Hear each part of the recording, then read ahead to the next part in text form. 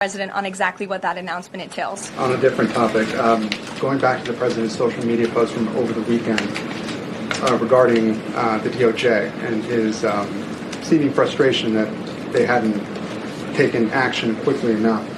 I want to point to something that the president said during his inaugural address. Never again will the immense power of the state be weaponized to persecute political opponents.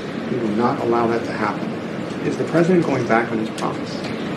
No. In fact, the president is fulfilling his promise to restore a Department of Justice that demands accountability.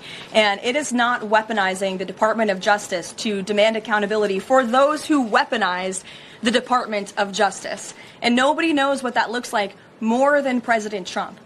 We are not going to tolerate gaslighting from anyone in the media or from anyone on the other side who is trying to say that it's the president who is weaponizing the DOJ. It was Joe Biden and his attorney general who weaponized the DOJ. Joe Biden used this sacred American institution to go after his political opponent in the middle of an election year.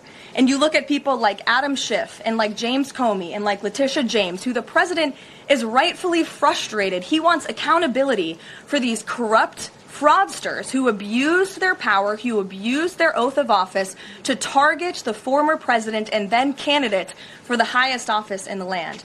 And I think the president is reaffirmed in those frustrations and his hope for accountability by the millions and millions of people who reelected him to this office with a mandate to demand accountability. And the president has not been shy about this, Gabe. In fact, when he traveled to the Department of Justice earlier this year, all of you were there to cover it. He said, quote, "I demand a full and complete accountability for wrongs and abuses that have occurred. The American people gave a mandate to investigate and root the corruption out of our system." And that's what the president wants to see done.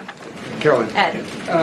On the autism issue again, there are reams of scientific